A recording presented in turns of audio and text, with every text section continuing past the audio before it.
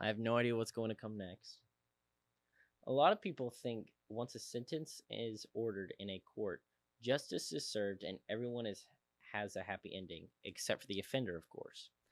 As much as we want that to be the story every single time, that's not always how it's played out.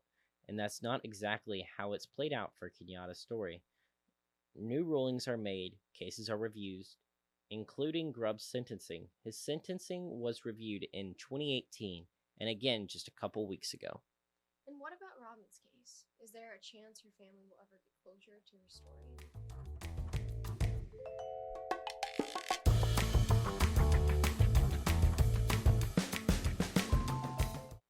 Welcome back to Case Closed. This is our final episode about Robin and Kenyatta's cases. We saw that justice was served for Kenyatta in 1995, with her murders convicted and locked away. Robin's case has been cold for 30 years, and unfortunately, it looks like it is going to stay that way. Former White County Sheriff Office investigator Heather Meadows says she did not think Robin's case would ever be prosecuted. Meadows gave a lots of reason to contributing to this, but it all comes down to the fact that as of right now, the prosecution could not prove without a shadow of a doubt that Grubbs and Temple are guilty. Because the way the Bob Knobs police handled Robin's case, evidence that could have been used was mishandled and lost. Meadows says that in court, evidence has to be introduced by the person who collected it, and there is no way around this. She says that some of the officers from Robin's original case have either passed or are unable to introduce it in court. Yeah, so kind of adding to this, like they already don't have a lot of evidence because some of it was mishandled or lost, and then of what they do have, if they can't present it because the officers aren't able to, that just weakens the case in court significantly. Like no matter the fact that we suggested like circumstantially, a lot of people, including law enforcement, think that Grubbs and Temple are suspects in her case, but they can't prosecute it because the prosecution has the burden of proving guilt without a shadow of a doubt. So their case is just significantly weakened if they don't have that concrete evidence. And this is a small town, not a movie guy where a guy walks in, points to a board, and says, "I'm about to explain this entire thing through my amazing memory," or anything like that. I mean, someone could try, but that wouldn't hold up.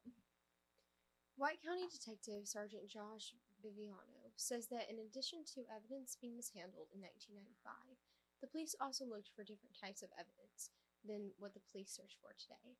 Viviano says back then, police looked for evidence like fingerprints, footprints, and things like those that are more visible.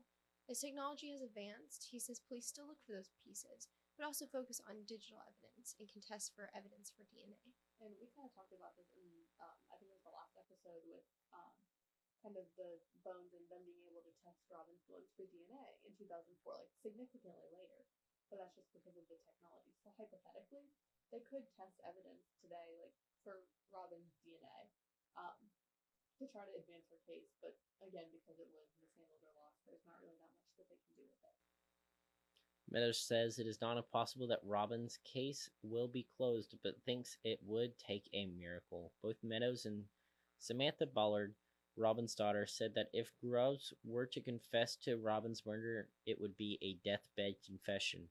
There is a seed of hope, but one that will follow no growth for a very long time. For Kenyatta's case, there will never be any movement or updates on Temple's sentence. Meadows says because he was 18 and was an adult when he was sentenced, there was no possibility he will ever get parole. However, the possibility of parole is still being debated for Grubbs. In 2012, U.S. Supreme Court case Miller v. Alabama ruled that it is unconstitutional to give minor a life sentence without the possibility of parole. The case was about a 14-year-old who was tried as an adult in Arkansas and Alabama and convicted of a capital felony murder and aggravated robbery. The Alabama and Arkansas State Supreme upheld the decision and the case appeared before the National Supreme Court. The justices reversed the decision and ruled that it is against the Eighth Amendment, which prohibits cruel and unusual punishment, to sentence a minor to life imprisonment without the possibility of parole. In 2016, Montgomery v. Louisiana upheld the ruling of Miller v. Alabama, but added that the ruling applies retroactively to all prior cases. You know when like one person's reading NIV Bible and the other's reading like New King James, and you're like, wait, where did they go? That's how I feel listening to Gage as I read this. I'm like, what? Oh, okay. Where did you pull that one out of? According to the Arkansas Court Judiciary. That doesn't sound right either. Did I say it right? No. Did you say it? Judiciary. I thought that's what I said. Judiciary. I added it. Judiciary? Yeah. Okay. According to the Arkansas Court Judiciary Search. That's just so wrong. No, that's right. That's right? Okay. You're killing it. Thank you. According to the Arkansas Court Judiciary Search on April 2nd, 2017, prosecuting attorney Rebecca McCoy filed a motion to resentence Grubbs to life in prison with the possibility of parole after 30 years in accordance with Miller v. Alabama and other state legislations that pertains to the decision. The court granted Grubbs' case motion continuance for 18 months because of precedents. Defense attorney Ellen Reef's motion for continuance on May 18 of 2017 says the defense counsel wanted to wait because 5 similar cases were pending in Pulaski County, and they wanted to see the rulings before Grubbs' hearings or resentencing.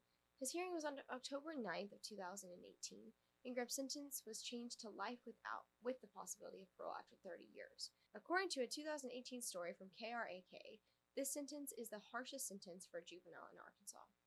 Former Daily Citizen reporter Tracy Whitaker said that she was in attendance at Grubbs' hearing. Whitaker says, quote, "This was a very hard watch in court. The Haynes family showed up in force. Robin's brother, Chris, also attended. The tension, agony, and turmoil faced by Kenyatta's family and Robin's brother were reflected by each nose, hug, stifled cry in the room. Grubbs' parents sat alone," end quote. Whitaker says she remembers Judge Edwards being mad during the hearing because he sentenced Grubbs to life without parole in 1995 and was then being forced to take that away. At the time of the resentencing, it had only been 23 years since Grubbs was convicted of capital murder, so he had to wait 7 more years before he could request to be reevaluated for parole. Fast forward to 2025, 30th anniversary of Kenyatta's murder, and the year Grubbs was eligible for parole. The Haynes family was notified when his parole hearing was scheduled. VineLink is a national victim notification network where people can sign up for notifications about updates on offenders' cases. According to Whitaker, and Haynes received text notifications on Christmas Day that said Grubbs' parole hearing had been scheduled for April 24th on Christmas Day. Yeah, that morning. Like, that morning? That's... The notifications will get sent out. I've actually gotten a few in April. I did sign up for, and I got them probably, it was about 9 in the morning when I was getting texts about it. But the text receipt shows that it was about 7 a.m. on December 25th when they got the notification that his hearing this year had been scheduled. That's insane. crazy. Robin's brother, Christopher Bowles, wrote to the Arkansas Department of Corrections Post-Prison Transfer Board, previously the Parole Board, regarding Grubbs' hearing in April before it occurred. Here's what the letter said. Distinguished members of the Arkansas Department of Corrections Parole Board, I find it hard that we are even in this situation. This inmate, James Derrick Grubb, has destroyed the lives of family of Kenyatta Haynes. They will never see her again, while he sits here being fed, clothed, and housed. His original sentence of life without parole was just sentenced for his crimes. The inmate in question is also the primary suspect in another murder, the murder of my sister Robin Lynn Farnsworth. She was murdered approximately 5 weeks before Kenyatta. My family was also destroyed by this inmate. While it is possible we will never see justice for Robin, I'm writing this letter to help the Haynes family keep their justice. It is for these reasons I beg this board. Do not set this inmate free and give him the chance to take another life. I, along with many others, truly believe his freedom would be a death sentence for some unfortunate woman. Thank you for your time and consideration. Christopher Lee Bowles, end quote. In a statement about his letter, Bowles said, quote, I keep calling him inmate because I don't want to humanize him to them. I want them to think of him exactly that, an inmate, end quote. Grubbs' hearing was moved up almost a week, and it was at 8 a.m. on April 18, 2025. According to the Arkansas Department of Corrections Post-Prison Transfer Board on April 28th, Grubbs was denied for 2 years due to the serious nature of his crime. This means he is currently not eligible for parole, but can request reconsideration in 2027. So Grubbs' case is on a hold again, and he is still incarcerated, but there is still a possibility that he could return to court in 2 years, similar to his hearing that year. Whitaker, who now lives in Nebraska, plans to come back to White County for Grubbs' parole hearing last month. Due to the date change, she was unable to attend the hearing, but she wrote an article for the Daily Citizen on May 1st covering the hearing and revisiting the girls' stories. She says, "These type of cases can be difficult for me, but it's important to face serious crime by giving a voice to the victims. This is why, after 6 years of not publishing stories anymore, I didn't hesitate to prepare to travel for Arkansas to attend this particular parole hearing. It is important to me. Kenyatta and Robin were victims of heinous crimes. Robin's family still needs some justice." End quote. Yeah, Robin's family not given any closure to anything. Her bones were left sitting on a shelf until they could be properly tested 9 years later. Like, Yeah. And knowing that the case could have gone differently if some things were changed. Maybe if they had said that she was missing sooner. Maybe if the police had handled the case better. There's just a lot of things that could have gone differently. and the fact that they were at the place that the bones were found. That Johnny Johnson waited 9 years to say everything to the police. Crazy work. And I mean, this case is crazy to me because, like, it's the little random comments that you get. The fact that there's the possibility that she was pregnant again. The fact that there's the possibility of one of them being a satanic cult. The fact that the mental issues that they both face. Like, it's just kind of like one thing after another that you just don't expect to come next. And with that, our coverage of the case of Robin Farnsworth and Kenyatta Haynes comes to a close. If there are any progress made in Robin's case, or if Grubbs' sentences were reevaluated later, we'll be back with updates as they occur. Stay tuned for Season 2 of Case Closed. We're going to the other side of White County where we'll look at a closed homicide case from 2020.